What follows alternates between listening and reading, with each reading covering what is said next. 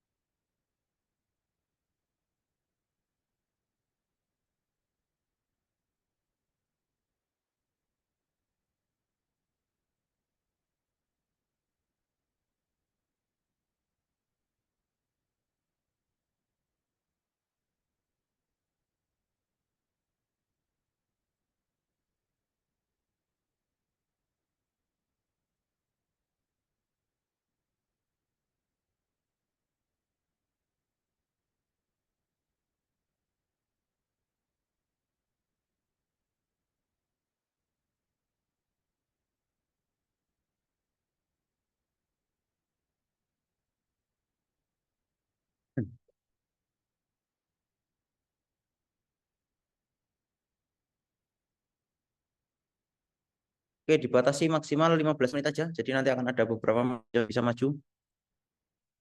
Yang maju jangan lupa mikrofonnya dinyalakan, Mas, biar ke-record suaranya.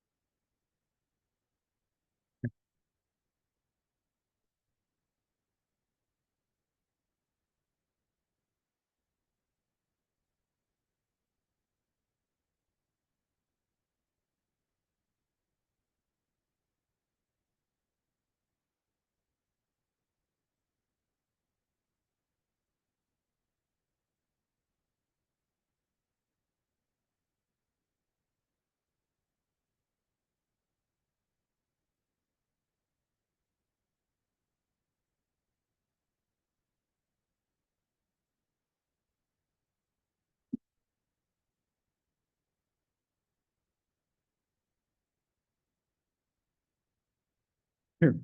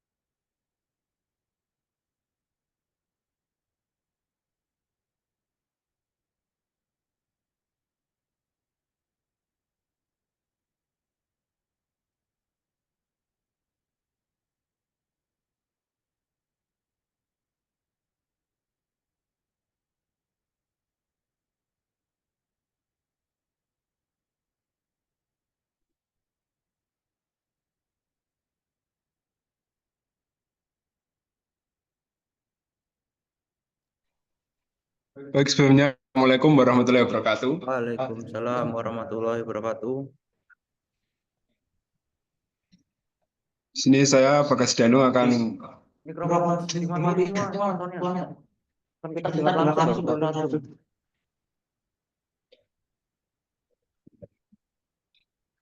mempresentasikan laporan praktikum sistem kendali pertemuan 4. Saya baca laporannya, Pak. Untuk yang pertama itu adalah pro, eh, Ini masih ada yang nyala soundnya, matiin aja atau kecilin.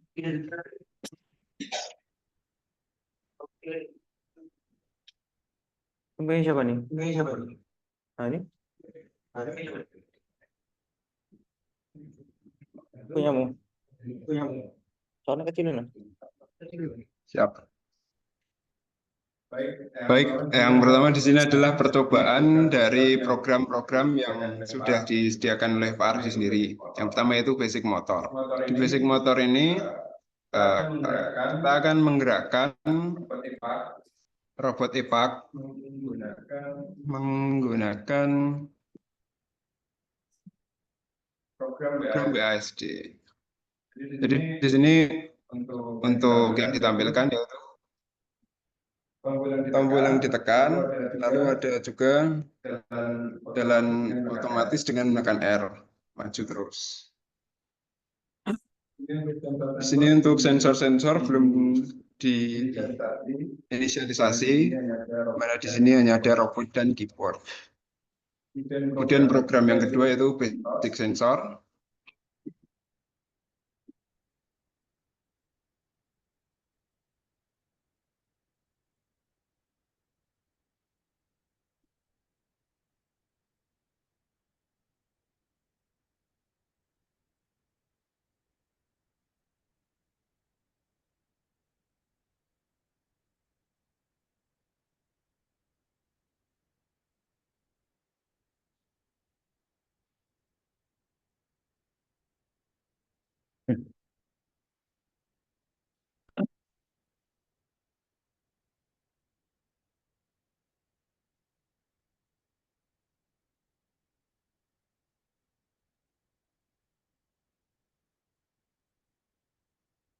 Di basic sensor ini program akan membaca nilai ultrasonik dari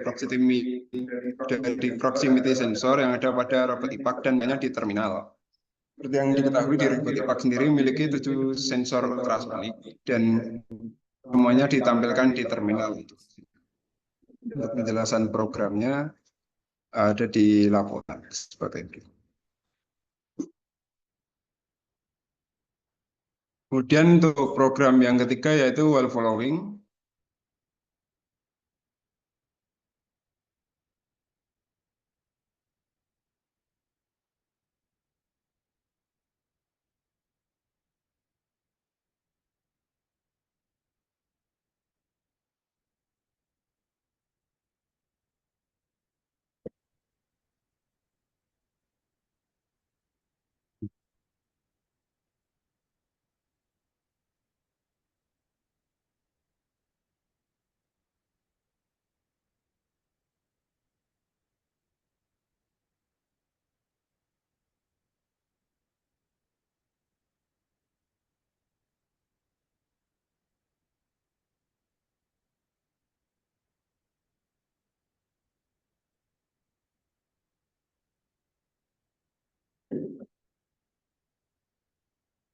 Di following ini seharusnya untuk robot akan bergerak memutari arena, kemudian mengikuti dinding secara manual dengan perintah on off, di mana hasilnya itu tidak benar-benar halus memutar arena, tapi hasil yang dihasilkan bisa gitu. Jadi hasilnya itu tidak smooth, tapi berhasil memutari arena.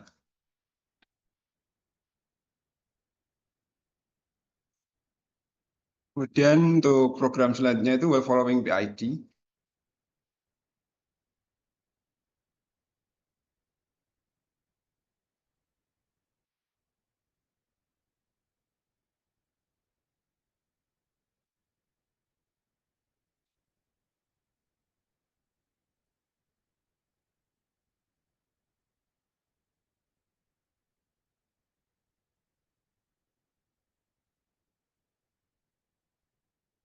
Di while following PID ini, robot akan berputar mengikuti tembok, tapi dengan Robot berputar menggunakan algoritma PID untuk menyelesaikan pergerakan robot agar mengikuti dinding dengan cara yang ideal. Sehingga hasil yang dihasilkan lebih stabil. Dapat dilihat dari grafik GPS yang saya buat.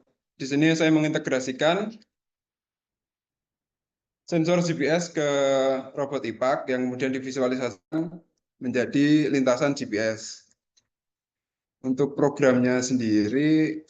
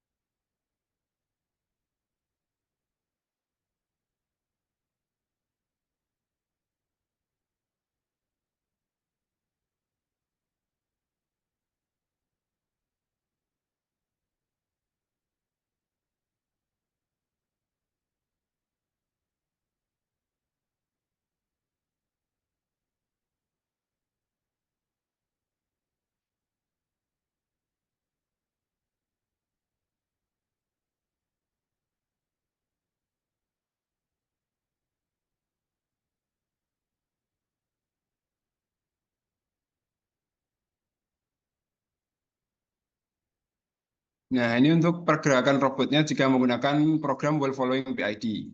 Dapat dilihat robot stabil dengan jarak yang sesuai. Di sini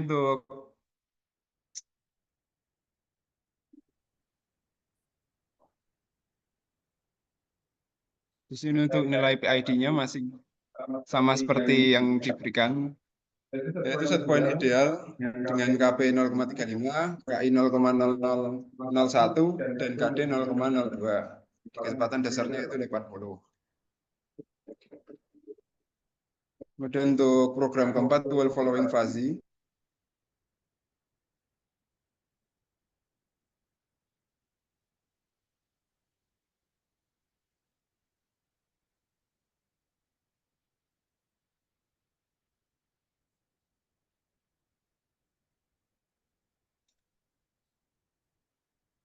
Di Wall Following Fuzzy ini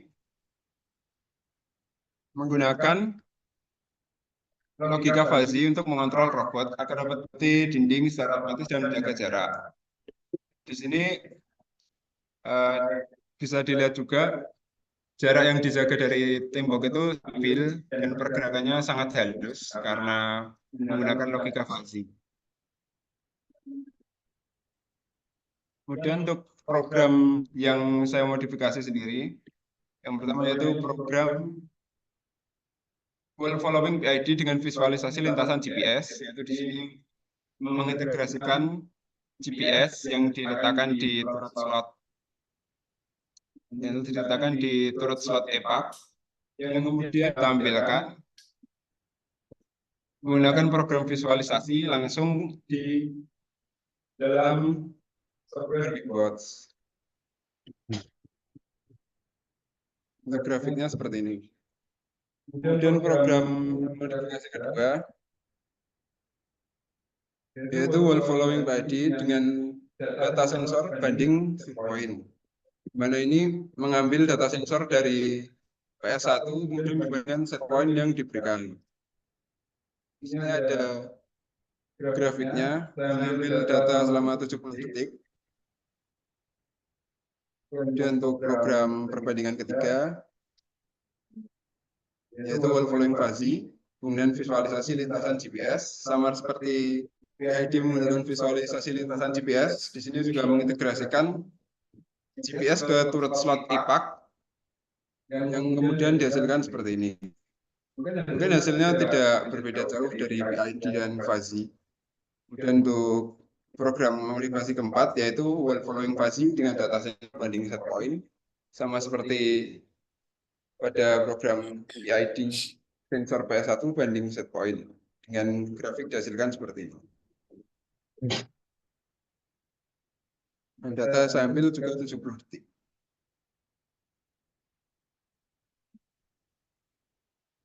Kemudian untuk percobaan yang saya lakukan mungkin segitu saja dari Pak Ardi mungkin. Kedua, Ahmad Hanafi.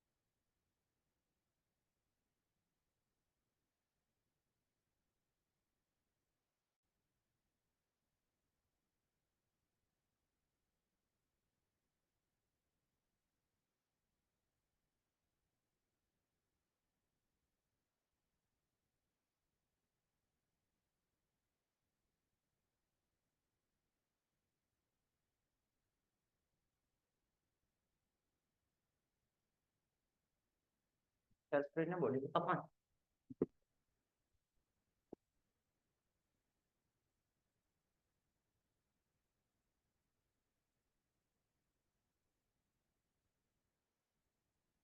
Mikrofonmu nyalain, Mas, maju.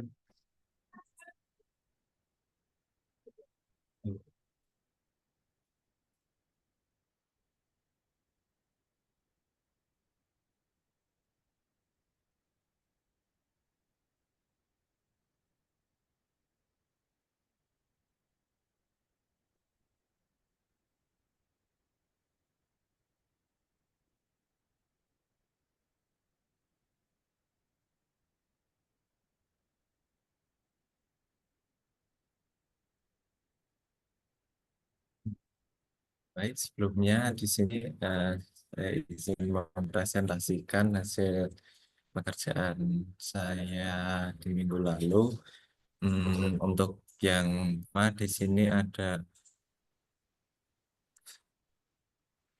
di bagian basic motor di sini eh, program itu masih robotnya itu belum bisa berjalan dengan otomatis. Jadi harus menggunakan input dari keyboard yang berupa tombol W, A, S, D, dan untuk tombol yang W itu untuk berjalan maju, S itu untuk mundur atau berhenti, di A itu untuk belok kiri, dan D untuk ke kanan.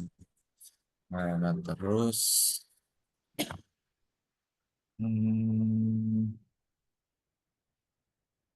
ada tombol R sendiri untuk berjalan terus. Lanjut di bagian sensor fisiknya di sini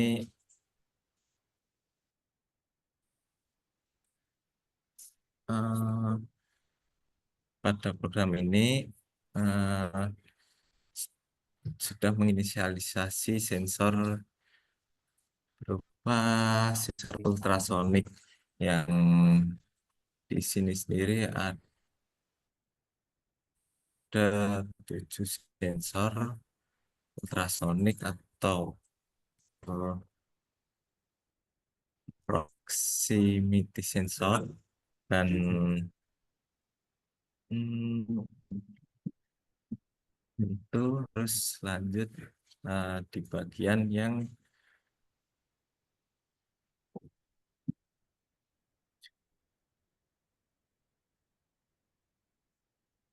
program one volume.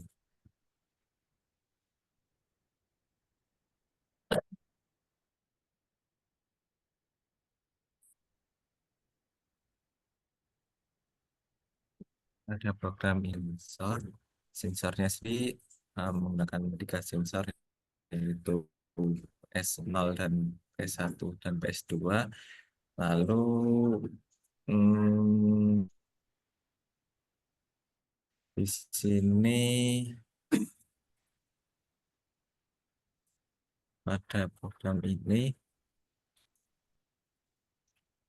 memiliki tingkat kecepatannya. Jadi bukan hanya dapat berbelok atau hanya maju mundur. Jadi lebih stabil dibandingkan yang basic sensor. Lalu untuk program fuzzy-nya sendiri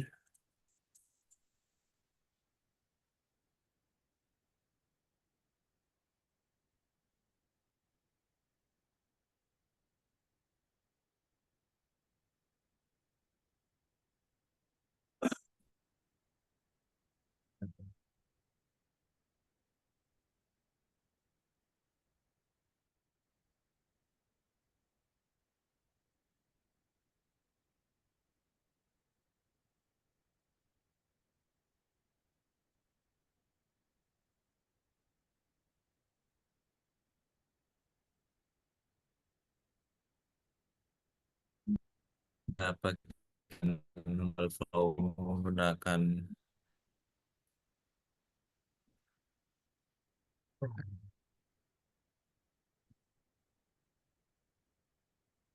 dan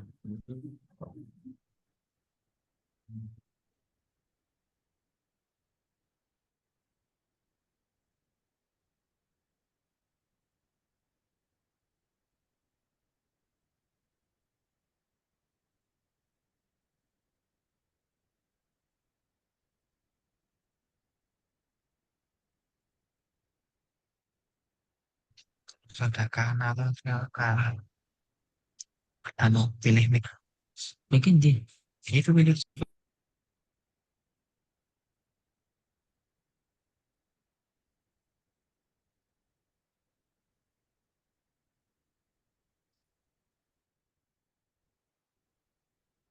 lanjut di bagian program following menggunakan kontrol pagi pas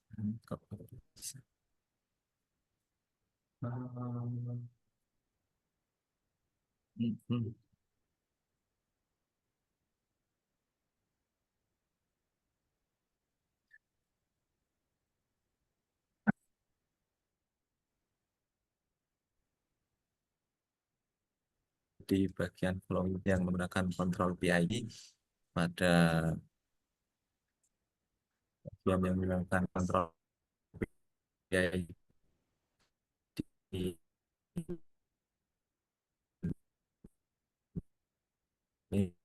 ini robot berjalan lebih mulus dibandingkannya sendiri agar dapat berjalan lebih mulus dan lebih stabil. Untuk modifikasi yang saya lakukan pada program ID-nya sendiri itu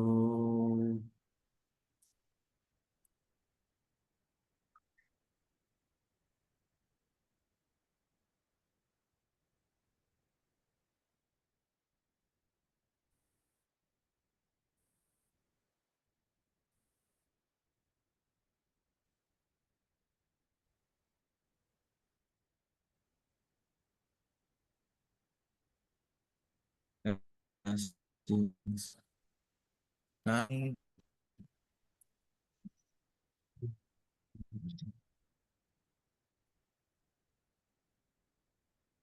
modifikasi yang saya lakukan di sini ada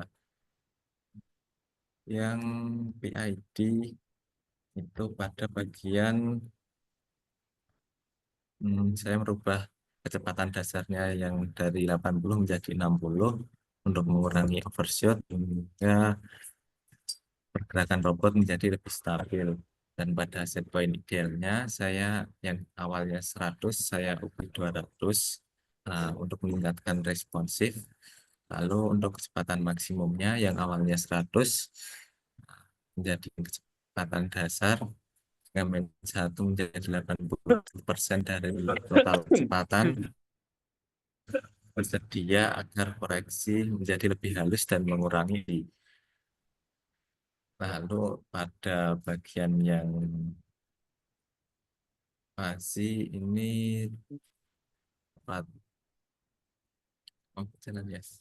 Eh, yang fuzzy following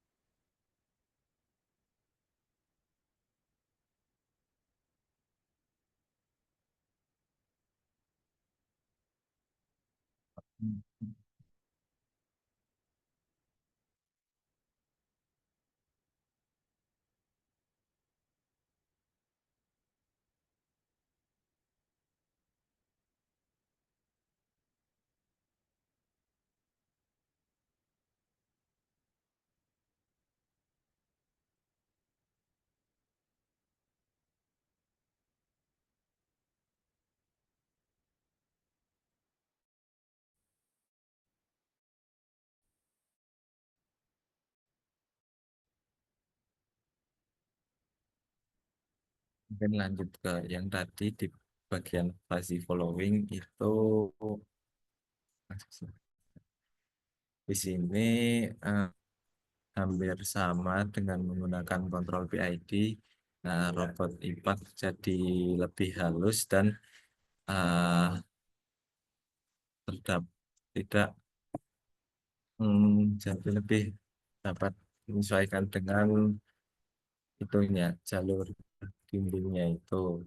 Lalu untuk modifikasi yang saya lakukan pada bagian hmm, fuzzy itu di bagian penggunaan fungsi keanggotaan fuzzy yang sebelumnya menggunakan fungsi segitiga, saya ganti menggunakan fungsi trapesium. Mungkin itu saja yang dapat saya presentasikan.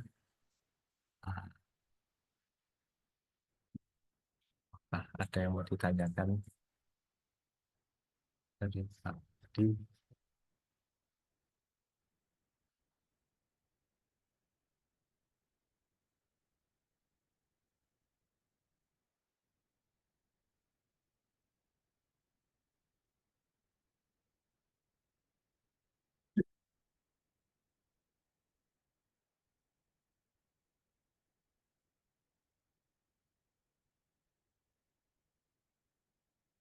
Nah,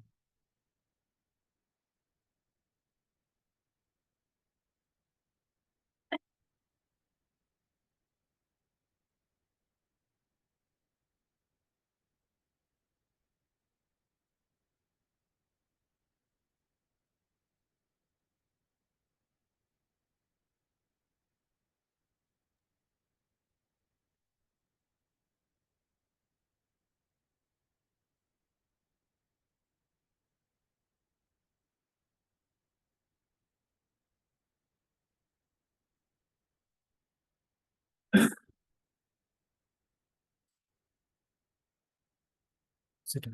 Udah toh? Oh, saya nggak tahu kamu ngapain di depan, udah selesai toh?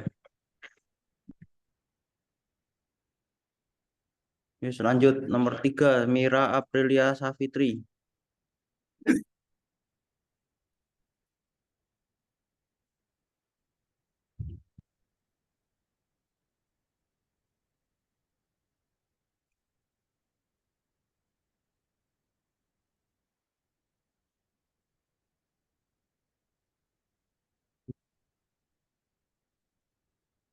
Sip, tanggung.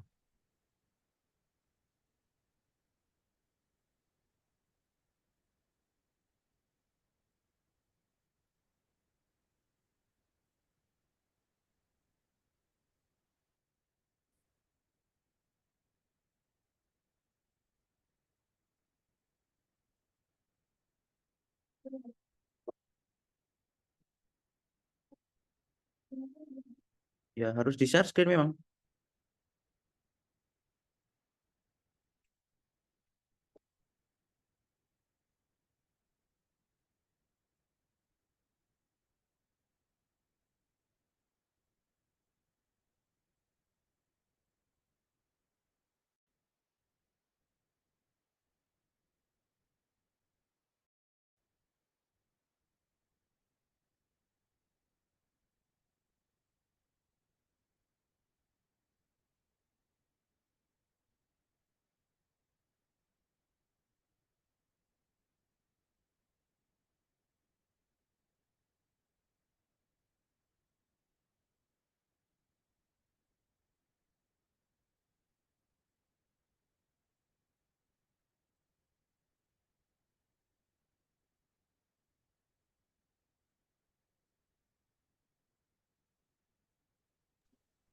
Baik, di sini saya akan mempresentasikan apa yang sudah saya lakukan untuk praktikum minggu lalu.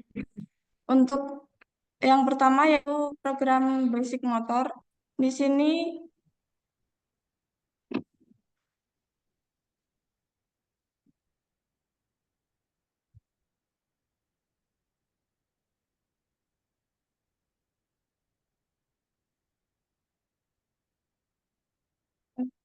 program basic motor ini digunakan untuk mengontrol arah motor dengan menggunakan keyboard, yaitu eh, keyboard dengan W, S, A, dan D, kemudian R. Untuk tombol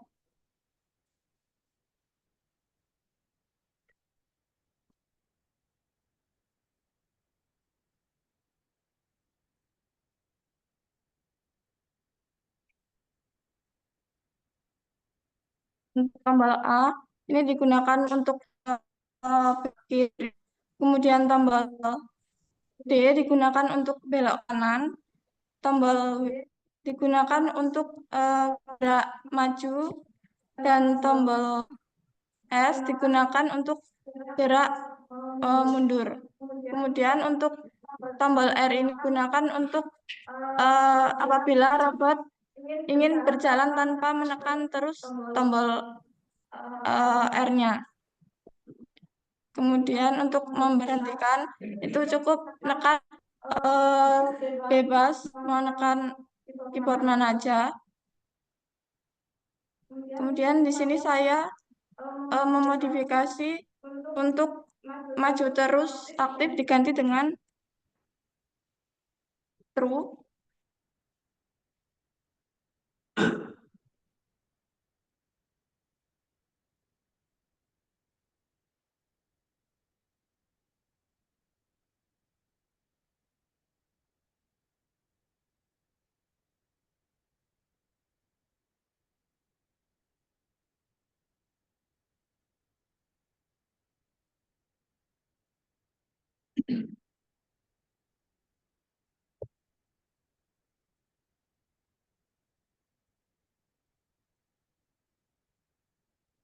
Nah, jika tombol maaf, untuk variabel maju terus aktif diganti dengan true, maka robot akan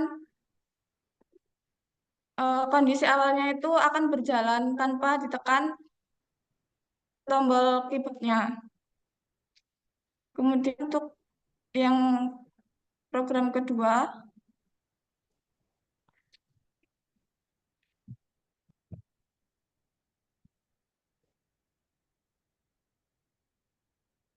yaitu basic sensor.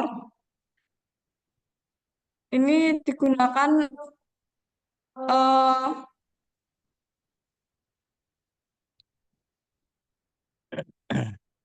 membaca jarak antara robot ke dinding.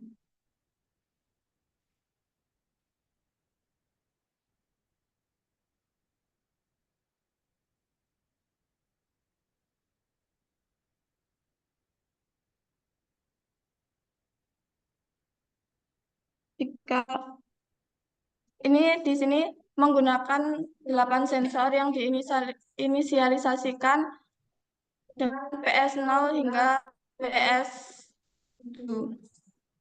Di sini saya memodifikasi untuk sensornya ini for i in range saya ganti dengan 6 yang seharusnya itu yang defaultnya adalah 8. Kalau for i in range-nya itu 8, maka sensornya itu ada 8 yang aktif. Jika for i in range-nya itu 6, maka sensor yang aktif juga 6. Dan untuk wall following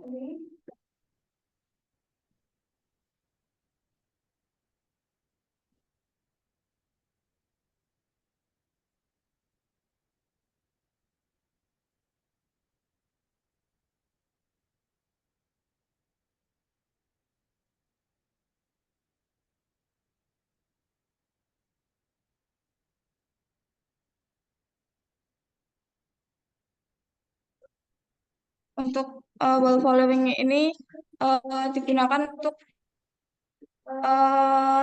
mengikuti dinding menggunakan sensor ultrasonik.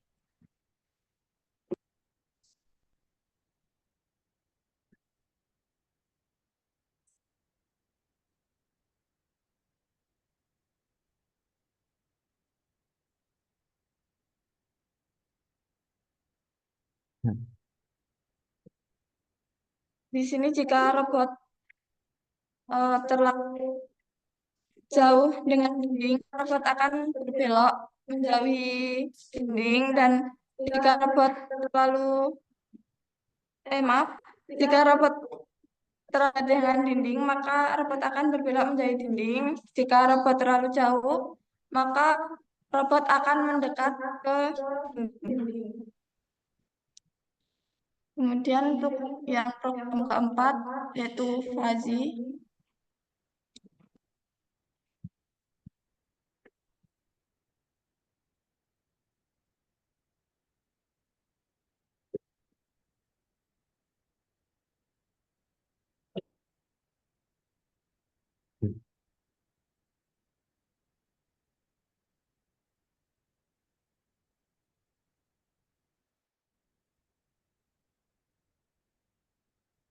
Program ini digunakan untuk mengontrol pergerakan robot agar dapat mengikuti dinding pada sisi kanan dengan menggunakan sensor ultrasonik.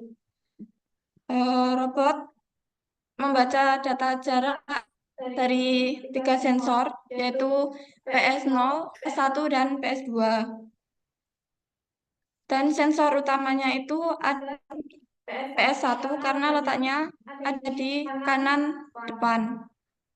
Kemudian saya melakukan modifikasi untuk fungsi keanggotaan fuzzy. Di sini masih sigmoid, sigmoid. Di sini menggunakan dua parameter.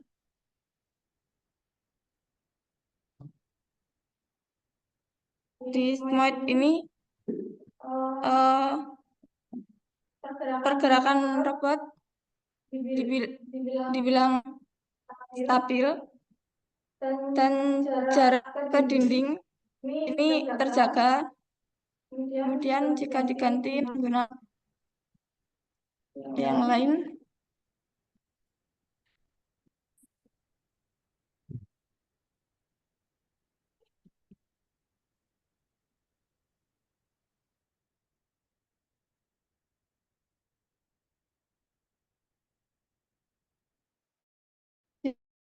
mengubah fungsi keanggotaannya menggunakan Gaussian.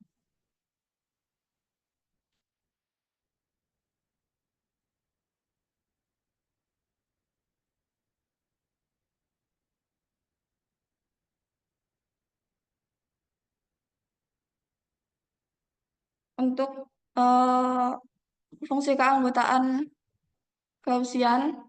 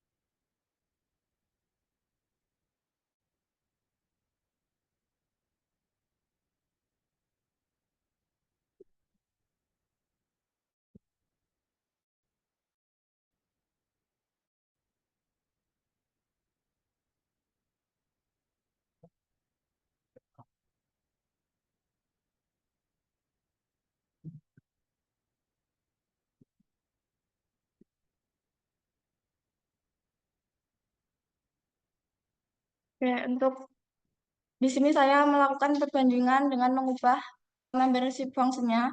Untuk membership function segitiga, di sini menggunakan 3MF, yaitu butuh 3 parameter untuk error jarak dan kecepatan. Di sini saya menangkap layar untuk error dari segitiga ini sekitar 6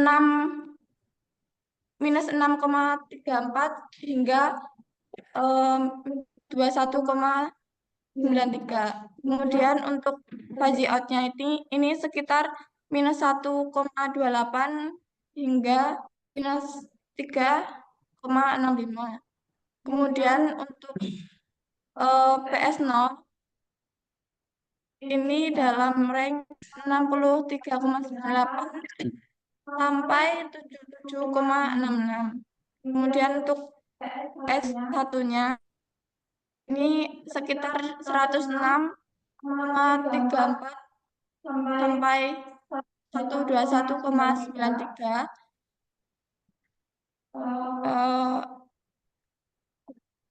Untuk PS2 205,89 sampai 228,94. Ini berarti robot cukup stabil untuk menjaga jaraknya dengan dinding.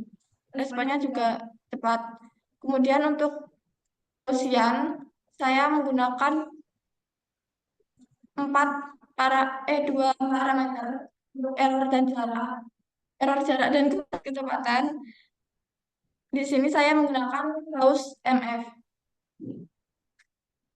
Untuk hasilnya, robot ini halus dan stabil, tapi responnya lambat.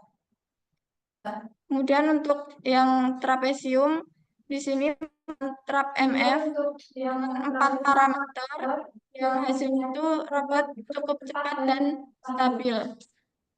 Kemudian untuk Bell menggunakan Gibel MF yang butuh 3 parameter dan hasilnya robot mengalami perubahan kecepatan yang cukup drastis karena error dan koreksi kecepatannya cukup luas rentangnya. Dan untuk sigmoid menggunakan sigmf dan memerlukan 2 parameter. Untuk hasilnya itu robot sangat stabil dan jarak ke dinding juga terjaga, tapi kurang responsif jika ada perubahan mendadak. Dan untuk PID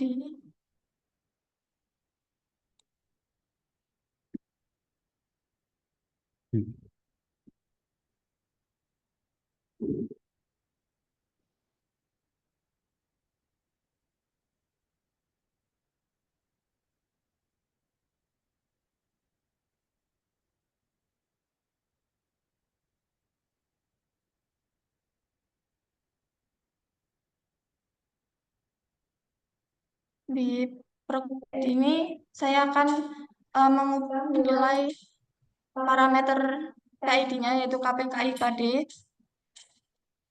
Di sini nilai KP saya ubah menjadi lebih besar yaitu 1.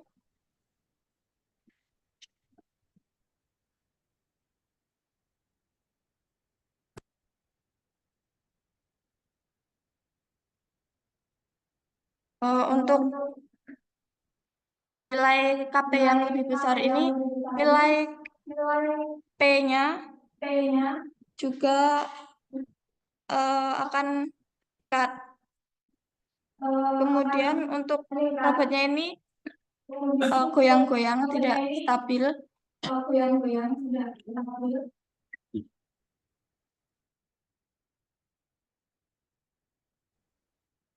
Jika KI-nya diperbesar menjadi 1,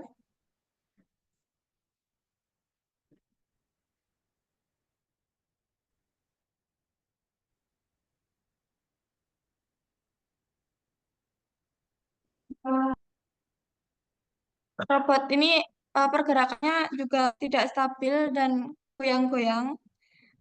Kemudian nilai I ini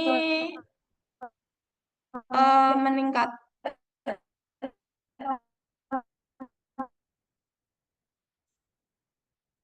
Jika KI-nya berkecil,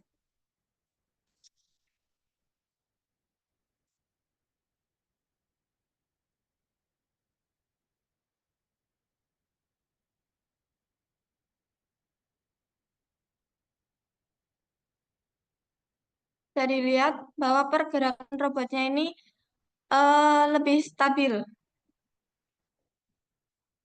Kemudian jika nilai KD-nya saya buat jadi lebih besar,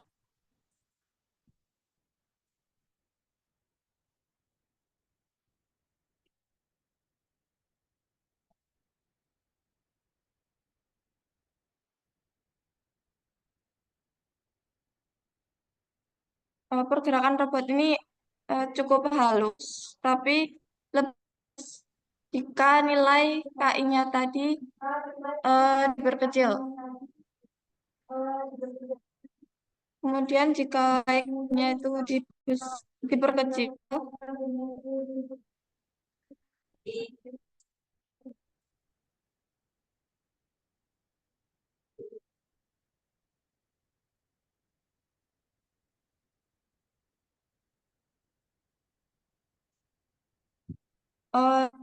robot pergerakan robot ini sangat halus dan bisa dibilang stabil. Untuk D-nya atau derivatifnya itu 0. Mungkin itu saja yang bisa saya presentasikan. Terima kasih.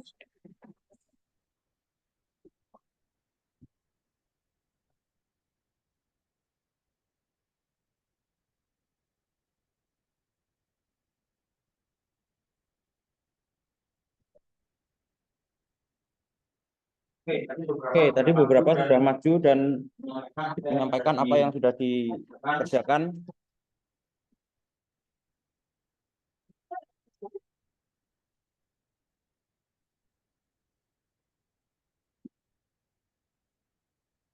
Dan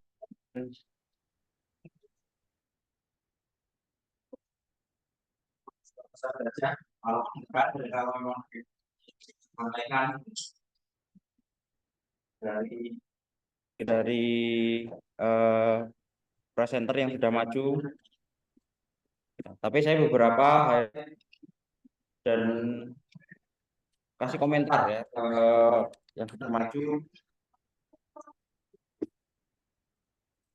Ini ada beberapa catatan. Yang pertama, semuanya yang maju ini tadi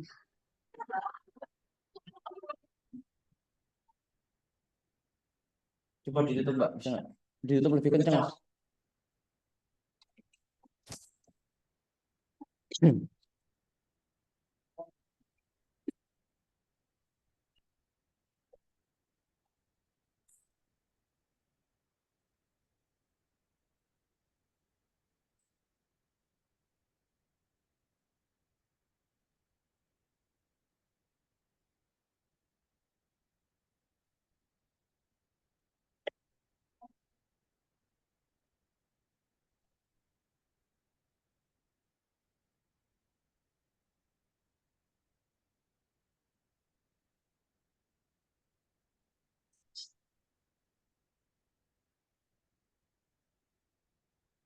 Semuanya nggak ada yang membahas tentang limitasi dari motor ataupun sensor yang dipakai. Semuanya template.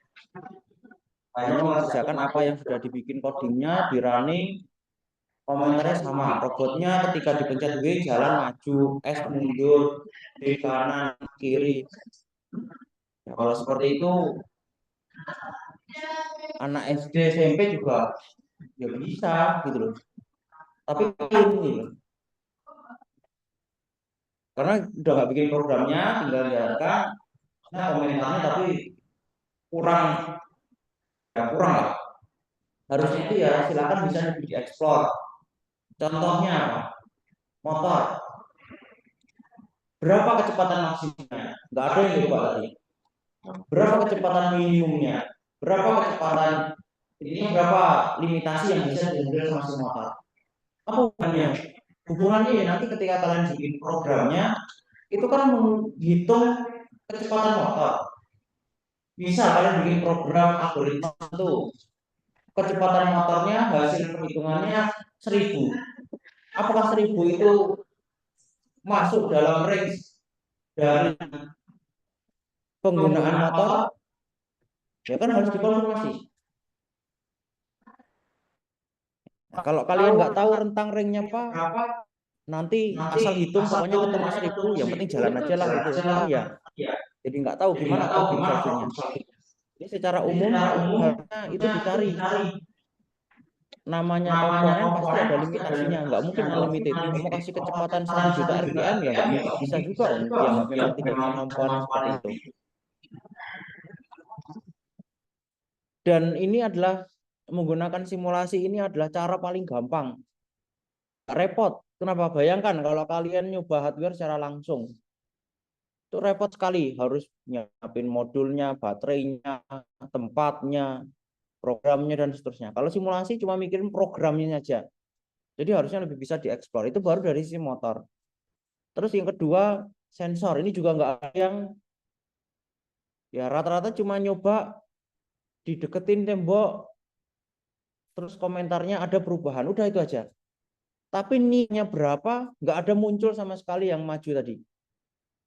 Rentang nilai sensornya itu berapa sampai berapa, nggak ada yang muncul. Kan harusnya yang disampaikan. Terus kemudian dicoba, semua sensornya itu bisa nggak? Tadi nyoba beberapa cuma ya sampling aja 1 atau 2. Padahal di situ ada 7 sensor, ada 8 sensor yang bisa dicoba semuanya. Ya harusnya ya dicoba, digeser, diputar screenshot, ambil nilainya, masukkan laporan. Lakukan itu. Bahkan harusnya lebih minimal 8 kali untuk 1 sensor 1 data. Tapi saya cek laporan nggak ada, hanya bunyi ini programnya hanya untuk baca sensor. Udah rata-rata begitu semua. Padahal bukan itu yang diharapkan. Harusnya kalau kalian tahu limitasi dari sensornya, nanti ketika bikin program lanjutannya, akhirnya tahu tuh. Bikin membership function, itu kan batasan dari sensornya berapa sampai berapa. Ya, sehingga tidak asal aja 0 sampai 100, ya belum tentu 0 sampai 100. Nah, itu nggak muncul. Saya nggak tahu yang maju, tapi beberapa saya cek laporannya ya sama aja. Isinya tidak ada yang bahas sampai segitu. Padahal itu basicnya ya. Umumnya itu harusnya itu. Dasar itu harusnya itu dikerjakan terlebih dahulu. Untuk apa? Untuk nanti ketika bikin program jadi tahu, oh kalau saya bikin program untuk jalan, kecepatannya 100 nih maksimal. Ya berarti nanti perhitungan saya nggak boleh lebih dari 100. Kan gitu, basic thinkingnya kan kayak gitu. Karena percuma, kecepatan sampai 1000, mau kasihkan ke motornya maksimal 100, ngapain? Kan nggak bisa. Nah, sehingga Dengan tahu batasan dari hardware-nya itulah nanti kemudian kalian gambaran kira-kira nanti program yang kalian bikin ini itu nilai-nilainya masuk akal apa enggak. Kan gitu. Terus dari sensor untuk tahu dekat dinding, jauh dan seterusnya udah ada angkanya. Sehingga kalau suatu saat ingin, wah saya mau nilai set point kurang dari 150, tahu definisi 150 itu seberapa. Ya, tidak sekedar dekat, jauh, mepet, itu ya tidak engineering sekali.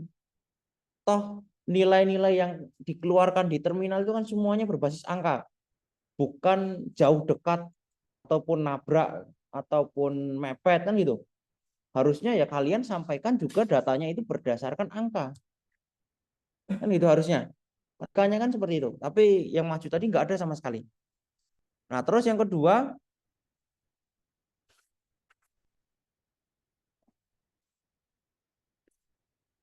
untuk yang on off controller juga atau rata-rata ya yang wall following ini kesimpulannya ya aneh ya, maksudnya basic sekali, berhasil sama nggak berhasil, atau gampangnya sih berhasil dilihat bisa memutari dinding, dilihat dapat berjalan memutari dinding, ya semuanya itu pasti berhasil, udah pasti berhasil. Karena saya udah coba dulu sebelum kalian saya kasih codingnya itu pasti sudah saya coba dulu dan semuanya memang pasti berhasil. Jadi pengamatannya itu hanya sekedar ya bukan basic lagi ya, tapi sangat rendah sekali kualitas. Cuma kita apa?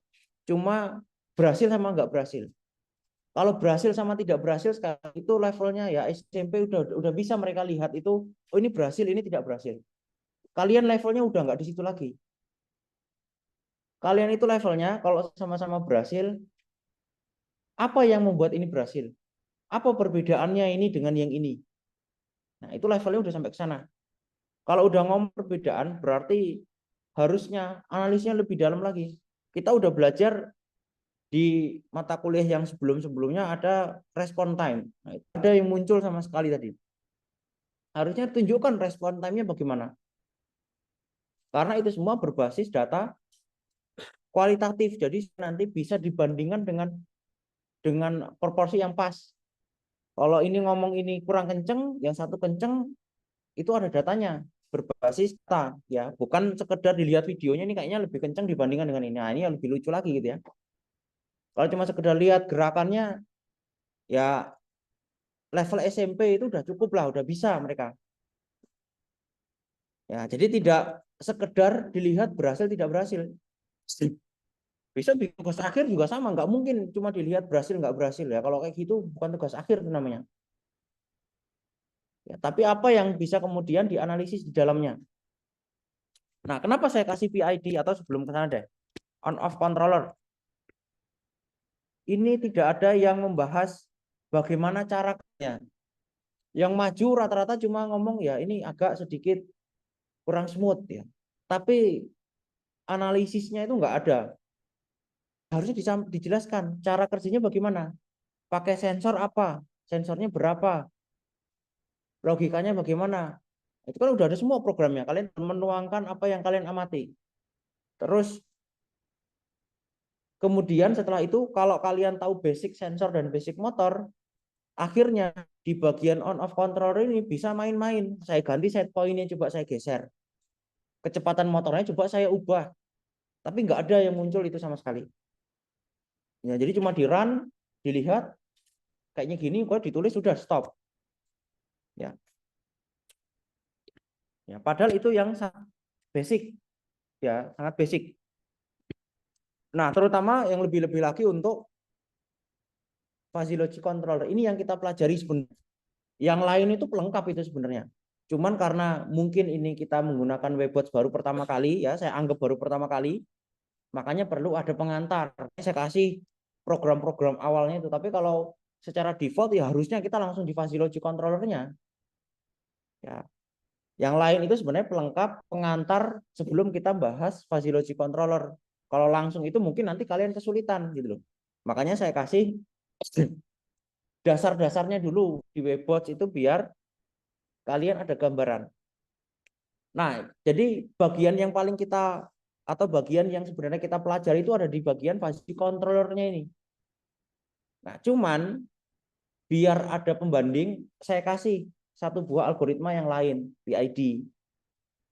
Nah, yang maju tadi tidak ada yang menampilkan atau menjelaskan perbedaannya.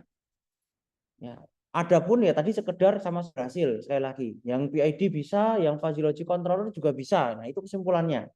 Padahal bukan itu yang diharapkan. Sekali lagi, kalau cuma sekedar bisa berhasil, bisa mengitari dinding, itu levelnya level SMP. Ya mereka cukup lihat, kalian juga bisa lihat, selesai, oh ini berhasil, ini tidak berhasil, selesai kan gitu ya. Tapi harusnya kalian punya critical thinking yang lebih. Wah ini berhasilnya berapa detik nih? Nggak ada tadi yang membahas PID berapa detik, fuzzy logic detik. Itu yang paling gampang tuh. Kan harusnya levelnya sampai sana tuh. Jangan-jangan fuzzy lebih lambat dibandingkan dengan PID. Di percobaan yang kalian lakukan.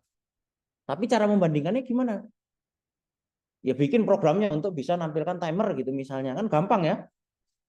Gampang sekali. Timer kalian paling ketik ChatGPT sebentar 5 detik hasil kalian copy langsung bisa jadi kok. Ya, tapi nggak ada yang sampai ke sana. Kan harusnya muncul tuh ide-ide untuk bisa membandingkan. Itu dari yang paling gampang ya. Di timer satu putaran, PID berapa detik, fuzzy logic berapa detik. Sehingga nanti kalau mau bikin kesimpulannya gampang. Dalam percobaan saya lakukan fuzzy logic lebih cepat. Apa dasarnya? Ya hasil dari timer tadi. Ya tidak sekedar ini bisa sama ini bisa ya. Kalau itu ya nggak perlu ditarik kesimpulan. Semuanya memang udah saya pastikan bisa. Ya, tapi lebih dalam lagi harusnya yang diambil, yang dilihat. Nah, itu contoh yang paling gampang. Dilihat dari timernya. Dilakukan satu putaran, PID berapa detik, fuzzy logic berapa detik. Karena itu basic cara membandingkan dari dua metode itu kan salah satunya itu. Nah, terus kalau tapi tidak itu aja, kalau itu ya sangat sederhana sebenarnya kalau masih bandingkan waktu itu. Ada yang harusnya lebih advance yang bisa kalian kerjakan. Kalian sudah belajar respon time, PID respon time-nya, rise time-nya berapa, settling time-nya berapa, ada overshoot atau tidak. Nah, itu semua harusnya bisa diambil datanya untuk diplot, kemudian dibandingkan. Ya, nanti endingnya untuk menarik kesimpulan akhirnya jadi lebih mudah. Wow, fuzzy logic controller ini punya rise time yang bagus, tapi overshootnya juga terlihat dari grafiknya begini, begini, begini. Ya, jadi penjelasannya itu ada dasarnya. Nah, kemudian kita juga belajar kan, PID itu juga ada tuningnya. Nah, silakan itu bisa di-adjust sesuai kebutuhan. Ya, kalau dirasa hasil responnya yang bagus, ya silakan di-adjust. Ya, atau silakan bisa dimain-mainin lah nilai-nilainya itu. Nah, terus yang untuk fuzzy logic juga harusnya lebih banyak hal yang kalian uji coba. Kenapa? Karena concern kita tuh sebenarnya di sini. Apa yang bisa dilakukan? Harusnya membership function ini 5-5-nya kemarin udah belajar 5-5-nya kan? Atau 5 jenis lah dari sekian banyak jenis membership function itu sudah kita pelajari. Ada yang nyoba apa tipe lain ya, tapi hasilnya juga nggak jelas ya. Maksudnya dalam artian hanya dicoba tapi tidak dilihat respon time-nya, jadi hanya sekedar berhasil tidak berhasil tadi. Ya, jadi silakan apa fungsi kita belajar yang segitiga 3MS? Ya, pasti banyak dari kalian punya pertanyaan. Ini apa bedanya? Ini kenapa? Kapan pakai segitiga? Kapan pakai trapezoidal? Kapan pakai sigmoid kan gitu? Inilah silakan dicoba. Sehingga ketika nanti ada perbedaan, kalian tahu oh kalau pakai segitiga itu begini. Oh kalau pakai trapezoidal itu nanti responnya kalau di robot ini di kasus ini oh begini. Itu baru dari bentuknya, belum dari size-nya, ukurannya. Bisa diganti-ganti. Segitiganya yang bentuknya kakinya lebar, segitiganya yang kecil, ya. Trapezoidalnya yang kakinya lebar, ada yang tengahnya lebar, ya dan seterusnya. Banyak nilai-nilai yang bisa di-adjust. Ya. Sehingga nanti dalam menarik kesimpulan akhirnya komprehensif lengkap. Dan ketika kalian besok dihadapkan dengan kasus yang serupa, udah tahu, oh gini ini nanti kira-kira yang paling efektif dari pengalaman saya, dari hasil eksperimen yang sudah pernah saya kerjakan, oh pasti pakai ini. Atau suatu kalau disuruh membandingkan, oh, coba bandingkan metode ini sama metode ini. Ya, sudah tahu caranya bagaimana. Nah, itu baru dilihat dari membership functionnya. Belum dilihat lagi dari jumlah keanggotaannya atau jumlah kategorinya. Dari saya kasih 5 sama 5. Boleh nggak dibikin 3? Boleh, sangat boleh sekali, bebas ya. Mau dibikin 4 boleh nggak? Boleh. Mau dibikin 10 boleh nggak? Boleh. Nah, apakah kalian nggak penasaran? Kenapa kok harus 5? Kok 3 saja nggak boleh? Kenapa kok tidak 3 saja? Kenapa kok tidak 7? Ya harusnya itu bisa dieksplor, dibikin sendiri. Ya, 5 itu kan hanya contoh aja. Ya, termasuk untuk outputnya. Sehingga nanti rule-nya juga bisa bervariasi sekali. Ya, rule-nya juga bisa bervariasi. Nah, setelah itu pasangan rule-rule-nya logikanya juga bisa berubah-berubah. Ya, bisa disesuaikan sendiri. Itu baru membership function sama rule. Terus dari sisi inference sama defasifikasi ini juga banyak. Metodenya banyak. Ada Sukamoto, Sakamoto, terus Mamdani. Nah, itu silakan bisa dicoba-coba. Apa bedanya? Jangan-jangan kalau yang pakai Mamdani bagus, pakai yang Sukamoto nggak bagus. Akhirnya nanti kan bisa berkesimpulan. Ya, tidak sekedar mendengar aja. Terus juga yang defasifikasi, banyak metode yang kita pelajari. Ada centroid, SOM, LOM, dan seterusnya. Nah, itu kan harusnya dibanding-bandingkan. Kalau saya pakai centroid, gimana robotnya nanti? Bisa berhasil nggak ya? Kalau yang SOM, robotnya gimana? Jangan-jangan nggak bisa. Kan gitu. Akhirnya nanti ketika tarik kesimpulan, itu kalian ya itu tadi data yang komprehensif sehingga kalian tahu, oh fuzzy logic controller itu ternyata begini. Ini kita beruntung ada simulasi. Ini kalau langsung dikerjakan di robot, setengah mati prakteknya. Setengah mati nggak? Setengah mati. Bayangkan, kamu ganti membership function itu coba. Iya kalau itu langsung berhasil. Ya kalau nggak nabrak, kalau nabrak dan seterusnya datanya nggak ada, ngulang lagi. Pas ngulang baterainya habis, ngecas dulu.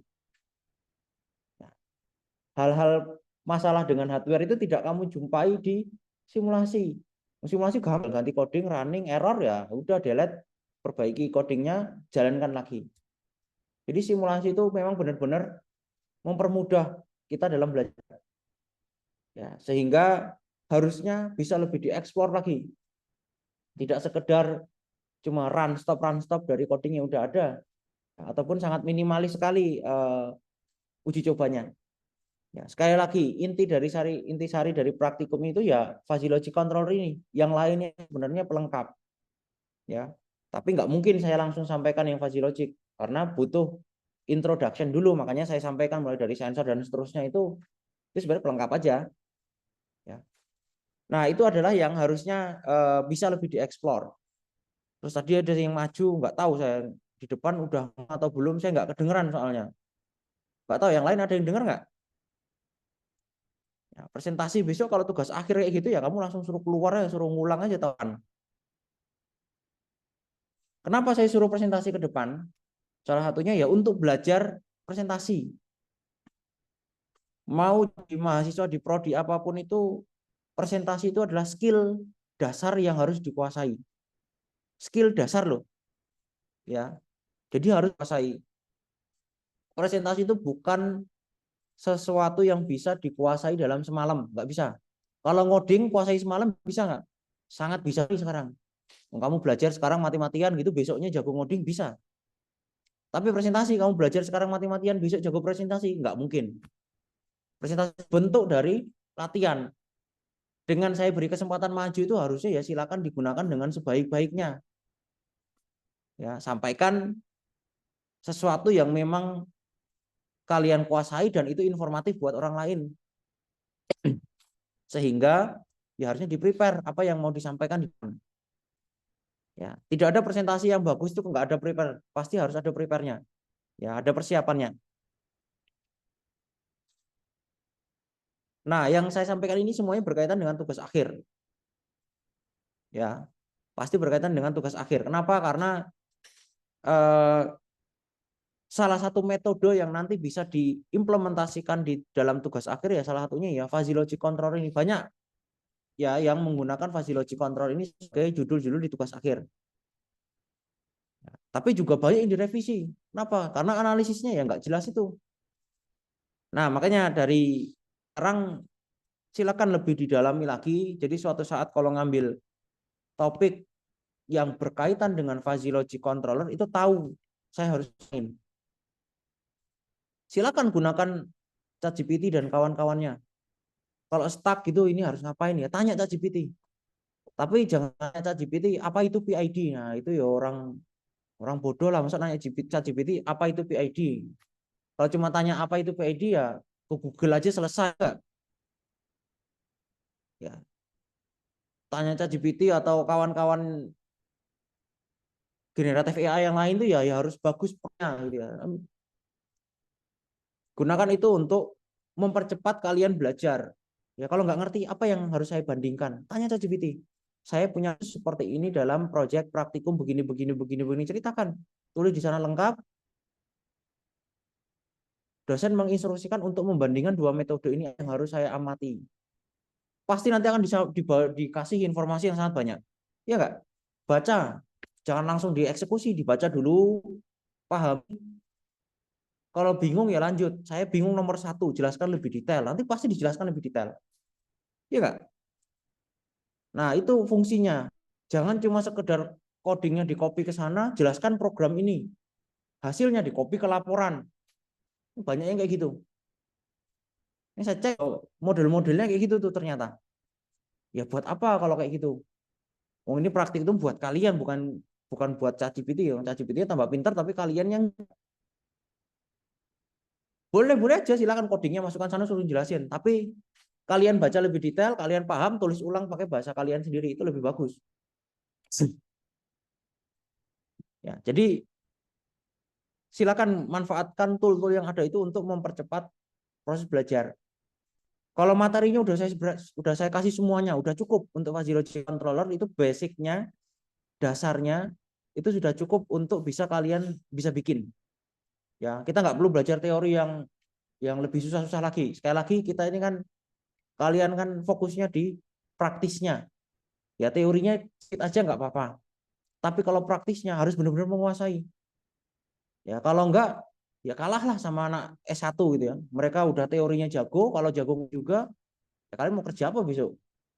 Kalau saingannya seperti itu kan gitu logikanya. Ya, jadi kalau saya tahu teori itu berat, tapi paling enggak ya harus tahu lah dikit ya. Paling enggak bekal. Oh kalau fuzzy logic controller itu ada falsifikasi ini. Oh ya, bentuknya segitiga begini. Ya rumusnya lupa-lupa ingat ya nggak apa-apa lah. Kalau pas lupa sambil buka nggak ada masalah. Kalau orang matematika sana ya harus ingat ya, nggak boleh lupa rumusnya itu. Nah, tapi kalian di sisi praktisnya, kalau disuruh bikin program untuk pengendalian robot menggunakan fuzzy logic controller, udah nggak perlu bikin, ketik aja langsung selesai. Ya itu lebih ke sana. Nah, tapi untuk bisa bikin seperti itu harus tahu seluk-beluk dari hingga dasar yang paling rendah sampai pengujiannya, cara berpikirnya seperti apa. Makanya ini praktek ini tidak saya batas-batasi harus begini enggak. Ya silakan explore. Kemudian ada diskusi, saya sampaikan, nah, silakan minggu depan diperbaiki, kemudian nanti bisa maju lagi. Minggu depan sama, jadi silakan ini bisa diperbaiki. Ditulis ulang laporan, bukan ditulis ulang ya, ditulis dengan perbaikan yang sudah dilakukan. Silakan bisa lebih dieksplor apa yang memang apa namanya ya yang harus bisa lebih dalam dieksplor ya yang sudah disampaikan tadi, sehingga kalian nulis laporan itu ya sesuatu yang apa ya yang real kalian kerjakan gitu. Oh nanti banyak Pak, ada 100 halaman nggak masalah, 100 halaman juga saya baca, silakan kalau memang sampai 100 halaman juga nggak ada masalah. Ya. Dan laporan juga nggak harus pakai Jupyter Lab gitu ya. Silakan kalian mau format sendiri juga nggak apa-apa. Ya, yang penting mudah untuk dibaca, mudah untuk di review gitu ya. Itu yang paling penting. Karena percuma pakai Jupyter Lab tapi acak-acakan gitu ya sama aja pusing juga. Nah, itu yang harus dikerjakan. Oke, silakan bisa presensi tapernya ini.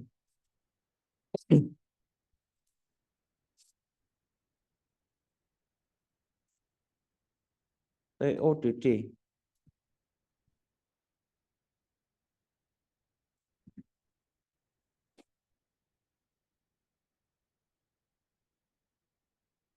Ada di sini yang punya problem sama aplikasi Webbot. Ada nggak? Maksudnya kalau diklik jalannya lama gitu. Ada nggak? Ada. Ya, kalau memang ada kendala-kendala seperti itu, silakan bisa pinjam komputer-komputer yang ada di belakang itu, tinggal ngomong apa namanya laporan. Ya, harusnya sih lebih kenceng. Ya. Ya, kalau memang lama dan error dan masih itu berkaitan dengan hardware gitu ya. Ya, solusi. Ya, karena nyebelin juga kalau udah ganti program, runningnya lama, ya males juga kan lama-lama ya. Ya, solusi. Ya, tapi menggunakan simulasi itu jauh lebih mudah, jauh lebih cepat, dan proses belajarnya juga lebih cepat dibandingkan dengan hardware secara langsung. Ya harusnya kita bersyukur tuh ada Webbots, udah gratis, robotnya disediakan, bikin arena gampang, programnya bisa pakai Python lagi. Itu udah nikmat sekali itu. Tinggal belajarnya aja. Gimana? Ya, jadi silakan lebih dieksplor lagi. Jangan cuma sekedar run stop dari coding yang saya berikan. Ya. Dan besok presentasi silakan bikin slide. Ya. Sehingga bisa prepare apa yang mau disampaikan itu tahu. Ya. Tidak sambil buka Webbot, sambil buka laporan, bolak-balik. Yang mendengarkan itu juga pusing, ini menampilkan apa sih nggak jelas. Ada yang di stop, ada yang di run error, tapi ngomong terus ya, tapi di run error gitu. Jadi nggak nyambung, ini jalanin apa, tapi error gitu. Ya, jadi silakan bisa dipersiapkan, bikin slide atau presentasi, hanya tetap sama 15 menit, ya sehingga juga bisa diatur. Ya 15 menit itu ya digunakan dengan sebaik-baiknya. Kalau dikasih 15 menit ya 15 menit, jangan sampai cuma 10 menit. Tapi apalagi jangan sampai juga over ya 25 menit, ya nggak mungkin lah, jangan sampai segitu. Itu semua ya biar prepare, besok tugas akhir itu juga gitu, dikasih waktu 20 menit, ya sudah harus dipakai itu. Sehingga presentasi yang bagus itu ya harus benar-benar dipersiapkan. Termasuk juga ya kalau namanya presentasi dan di sini ada audiensnya, ya kalau bisa ditampilkan ya tampilkanlah. Zoom-nya itu untuk rekrutasi saya sebenarnya, untuk backup. bukan buat apa namanya untuk share nampil, malah bukan dari Zoom, harusnya ya di sini normalnya kan gitu. Di sini yang langsung, nggak perlu lihat dari Zoom. Ya. Sehingga ya semuanya perlu dipersiapkan dengan baik. Oke, sebelum saya cukupkan dan dilanjutkan untuk perbaikan, ada yang mau didiskusikan atau mau ditanyakan?